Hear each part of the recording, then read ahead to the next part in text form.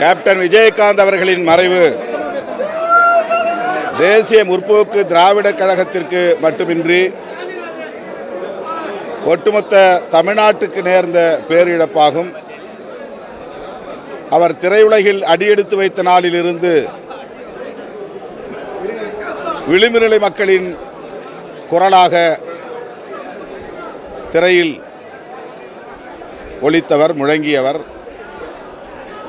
அலைவோசை படமாக இருந்தாலும் சரி, அடுத்தடுத்து அவர் நடித்த பல படங்கள் எளிய மக்களின் வாழ்வியலை பேசியது.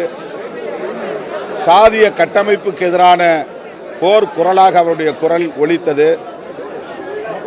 இடதுசாரி அரசியல் பேசும் திரைப்படமாக நடிகர் விஜயகாந்த் அவர்களின் திரைப்படங்கள் வெளிவந்தன. திரைப்படத்தில் அவர் பேசிய வசனங்கள் அவருடைய அசாத்தியமான துணிச்சலை வெளிப்படுத்தி இருக்கிறது. அவர் திரையுலகில் தனக்கென்று ஒரு பாதையை அமைத்து கொண்டார், தனி முத்திரையை பதித்தார், சாதனைகள் படைத்தார். அதே அடிப்படையில் அரசியல் களத்திலும் அவர் அடியெடுத்து வைத்தார்.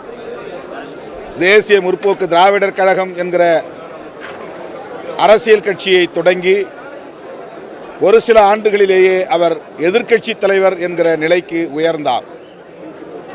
தனிப்பட்ட முறையிலே 8% வாக்குகளை பெற்றார். ஒரே தேர்தலில், முதல் தேர்தலில். இது தமிழக அரசியலில் ஒரு அளப்பரிய சாதனையாக பேசப்பட்டது.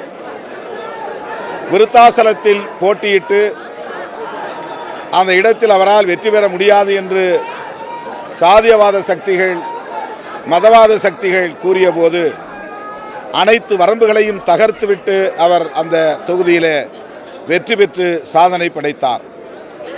அவருக்கு முன்னதாக திமுக, அதிமுக போன்ற கட்சிகளுக்கு மாற்று சக்திகளாக பாமக, மதிமுக போன்ற அரசியல் கட்சிகள் எழுச்சி பெற்றன.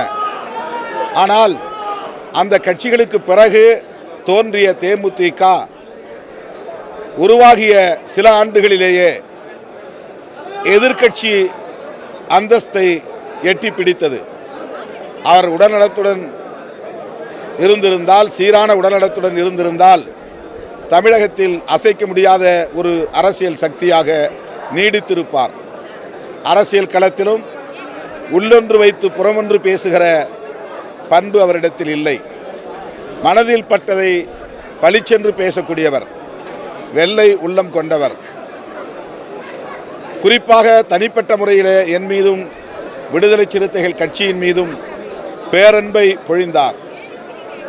நாங்கள் மக்கள் நல கூட்டணியில் இணைந்து களமாடக்கூடிய வாய்ப்பை பெற்றோம். மக்கள் நல கூட்டணியின் முதலமைச்சர் வேட்பாளராக அவர் களத்தில் எங்களோடு கைகோர்த்தார். அந்த காலம் எமது அரசியல் வாழ்வில் மறக்க முடியாத காலம். அவர் என்னை பார்க்கிற போதெல்லாம் ஆறத் தழுவுகிற, அரவணைக்கிற நல்லன்பை வெளிப்படுத்தி இருக்கிறார். தனிப்பட்ட முறையில் நான் எனது இழப்பாக, பேரிழப்பாக நான் பார்க்கிறேன். அவரை இழந்து வாடுகிற தேமுதிக தோழர்களுக்கும், அவருடைய குடும்பத்தாருக்கும், திரையுலகத்தினருக்கும் விடுதலை சிறுத்தைகள் கட்சியின் சார்பில் ஆழ்ந்த இரங்கலை தெரிவித்துக் கொள்கிறோம். லட்சோப லட்சக்கணக்கான விடுதலை சிறுத்தைகளின் சார்பில் அவருக்கு எமது செம்மாந்த வீர வணக்கத்தை செலுத்துகிறோம். நாளை நாங்கள் நடத்துவதாக அறிவிக்கப்பட்டிருந்த போராட்டத்தையும் அவருடைய மறைவை ஒட்டி தள்ளி வைத்திருக்கிறோம்.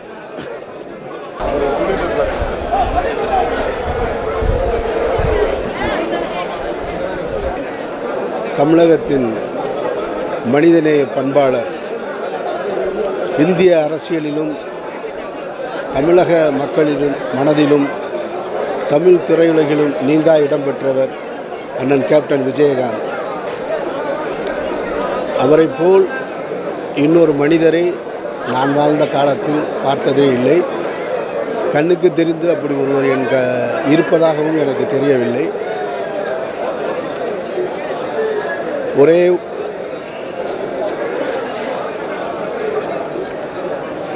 என்னுடைய ஊரிலிருந்து வந்திருந்தாலும் எனக்கு திரையுலக முன்னோடியாக இருந்த அண்ணன் விஜயகாந்த் அவர்களுடைய மறைவு எனக்கு பேரதிர்ச்சியாகவும் பேரிடியாகவும் இருக்கிறது.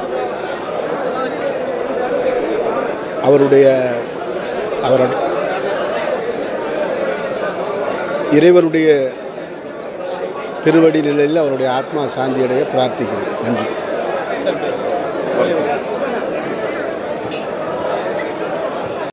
நக்கீரன் டிவிக்கு சப்ஸ்கிரைப் செய்யுங்கள். உங்கள் ஆதரவே எங்கள் பலம். ஆசிரியர்களுக்கு நண்பனாகவும் மாணவர்களுக்கு ஆசானாகவும் திகழும் தேர்வு வழிகாட்டி. ஒவ்வொரு பாடத்திற்கும் அனுபவமிக்க ஆசிரியர்களின் துல்லியமான தெளிவான விடைகள். CNC இருக்கு, தேர்வு பயம் எதற்கு? இது தீரன் பப்ளிஷிங் ஹவுஸ் விற்பனை வெளியீடு.